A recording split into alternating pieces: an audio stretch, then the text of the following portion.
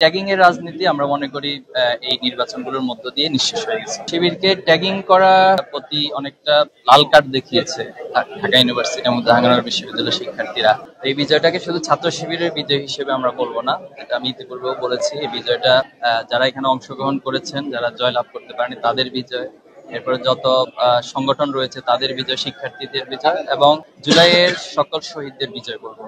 কারণ জুলাই পরবর্তী যে বাংলাদেশ গঠিত হয়েছে, ছাত্র শিবিরের জায়গা থেকে আমরা চেষ্টা করেছি জুলাইয়ের আকাঙ্ক্ষাকে লালন করে আমাদের প্রত্যেকটা কর্মসূচিকে ডিজাইন করতে। ওয়ালটন এখন দেশের সীমানা পেরিয়ে পৌঁছে গিয়েছে 50টিরও বেশি দেশে। ওয়ালটন, ঘরে ঘরে বিশ্বজুড়ে। আমরা শিক্ষার্থীদের সাইকোলজি এবং পালসকে বোঝার চেষ্টা করেছি, তারা কেমন নতুন রাজনীতি দেখতে চায়। তো ঠিক সেভাবে করে ছাত্র শিবির তার অতীতের ধারাবাহিকতার আলোকে এবং জুলাইয়ের আকাঙ্ক্ষাকে সম্মিলিতভাবে কর্মসূচি গ্রহণ করেছে এবং এই কারণে সাধারণ শিক্ষার্থীরা ছাত্র শিবিরের এই কাজের প্রতি সন্তুষ্ট হয়ে আমাদেরকে সমর্থন জানিয়েছে। এজন্য আমরা এটাকে শুধুমাত্র বিজয় বলবো না, বরং আমরা বলবো এটা কমিটমেন্ট, এটা আমাদের অঙ্গীকারের জায়গা এবং আমানত দায়িত্বের জায়গা। এবং সেই অনুভূতি নিয়ে আমাদের প্যানেলে যারা আছেন এবং অন্য যারা আছেন সবাইকে নিয়ে একসাথে করে কাজ করবো ইনশাআল্লাহ।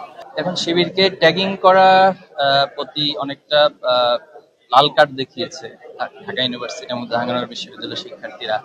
তো আমাদের সমস্যা হচ্ছে আমরা অনেক সময় এই প্রজন্মকে বুঝতে পারি না, এই প্রজন্মকে বোকা ভাবি। আমরা মনে করি যে তারা হয়তো তাদের আদর্শ অথবা তাদের মত এটাকে বাছাই করতে পারে না।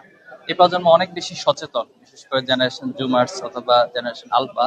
তারা তথ্যের প্রবাহটা তাদের কাছে খুব ইজিলি আসে, এজন্য তারা সবকিছুকে দেখে, অবজার্ভ করে এবং সে আলোকে তারা তাদের পছন্দ করতে পারে। এজন্য ট্যাগিং এর রাজনীতি আমরা মনে করি এই নির্বাচনগুলোর মধ্য দিয়ে নিঃশেষ হয়ে গেছে।